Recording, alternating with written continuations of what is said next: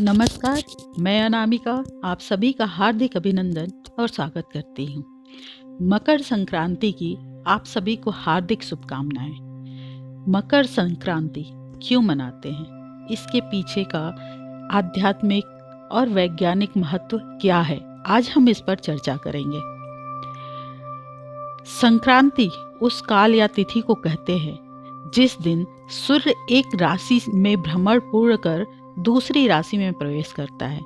इसे पुण्य काल माना जाता है और संक्रमण काल के रूप में भी स्वीकार किया जाता है।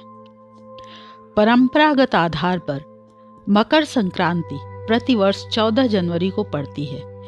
पंचांग के महीनों के अनुसार यह तिथि पौष या माघ मास के शुक्ल पक्ष में पड़ती है। 14 जनवरी को सूर्य प्रतिवर्ष धनु राशि का भ्रमण पूर्ण कर मकर राशि में प्रवेश करते हैं।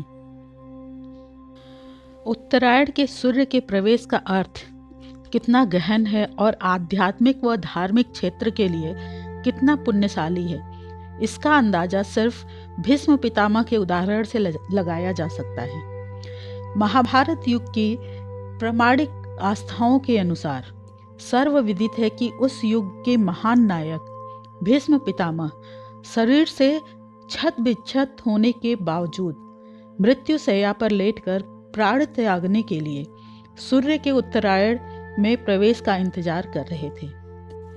पितामह को इच्छा मृत्यु का वरदान प्राप्त था। ऐसी भी मान्यता है कि सूर्य के उत्तरायण होने का अर्थ मोक्ष के द्वार खुल जाना होता है। इसलिए वो मृत्यु शैया पर पड़े इंतजार कर रहे थे कि सूर्य उत्तरायण हो और वह अपनी इच्छा से अपना शरीर का त्याग करें। इससे पता चलता है कि कितना महत्वपूर्ण है सूर्य का उत्तरायण होना हमारे सनातन में।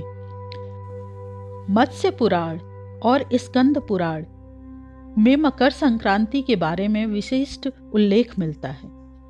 मत्स्य पुराण में व्रत विधि और स्कंद पुराण में संक्रांति पर किए जाने वाले दान को लेकर व्याख्या प्रस्तुत की गई है।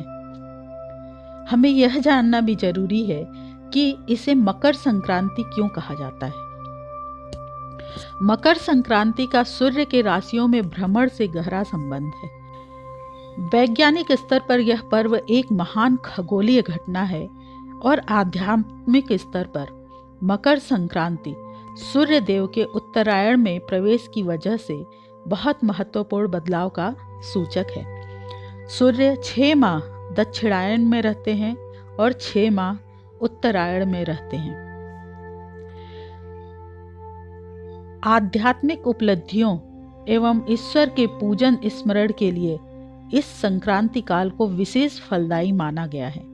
इसलिए सूर्य जिस राशि में प्रवेश करते हैं उसे उस राशि की संक्रांति कहा जाता है। उदाहरण के लिए सूर्य मेष राशि में प्रवेश करते हैं तो मेष संक्रांति कहलाती है। धनु राशि में प्रवेश करते हैं तो धनु संक्रांति कहलाती है। हिंदू पौराणिक कथाओं के अनुसार इस विशेष दिन पर भगवान सूर्य अपने पुत्र भगवान शनि के पास जाते हैं।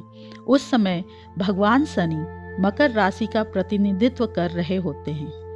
पिता और पुत्र के बीच संबंधों को मनाने के लिए मतभेदों के बावजूद मकर संक्रांति को महत्व दिया गया है।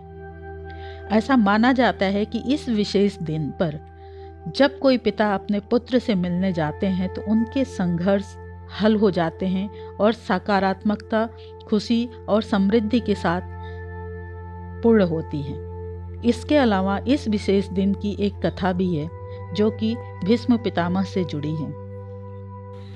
सूर्य सभी राशियों को प्रभावित करते हैं, किंतु कर्क व मकर राशियों में सूर्य का प्रवेश अत्यंत फलदायक है। मकर संक्रांति के समय नदियों में वाष्पायन क्रिया होती है। इससे तमाम तरह के रोग दूर हो सकते हैं। इसलिए इस दिन नदियों में स्नान करने का विशेष महत्व है। मकर संक्रांति के समय उत्तर भारत में ठंड का मौसम रहता है। इस मौसम में तिल गुड़ का सेवन सेहत के लिए लाभदायक रहता है। यह चिकित्सा विज्ञान भी कहता है। इससे शरीर को ऊर्जा मिलती है। यह ऊर्जा सर्दी में शरीर की रक्षा करती है। इस दिन खिचड़ी का सेवन करने का भी वैज्ञानिक कारण है। खिचड़ी पाचन को दुरुस्त करती है। अदरक और मटर मिलाकर खिचड़ी बनाने पर यह शरीर की रोग प्रतिरोधक क्षमता बढ़ाती है और बैक्टीरिया से लड़ने में मदद करती है। शास्त्रों के अनुसार प्रकाश में अपना शरीर छोड़ने वाला व्यक्ति पुनः जन्म नहीं लेता, जबकि अंधकार में मृत्यु प्राप्त करने वाला व्यक्ति पुनः जन्म लेता है। यहाँ प्रकाश एवं अंधकार से तात्पर्य क्रमशः सूर्य की उत्तरायण एवं दक्षिणायन स्थिति से है। संभवतः सूर्य के उत्तरायण के इस महत्व के कारण ही भीष्म अपने प्राण तब तक नहीं छोड़े जब तक मकर संक्रांति अर्थात सूर्य की उत्तरायण स्थिति नहीं आ गई। सूर्य के उत्तरायण का महत्व छांदोग्य उपनिषद में भी किया गया है। पुराण और विज्ञान दोनों में सूर्य की उत्तरायण स्थिति का अधिक महत्व है। सूर्य के उत्तरायण होने पर दिन बड़ा होता है। इससे मनुष्य की कार्य क्षमता में वृद्धि होती है। मानव प्रगति की ओर अग्रसर होता है। प्रकाश में वृद्धि के कारण मनुष्य की शक्ति में वृद्धि होती है।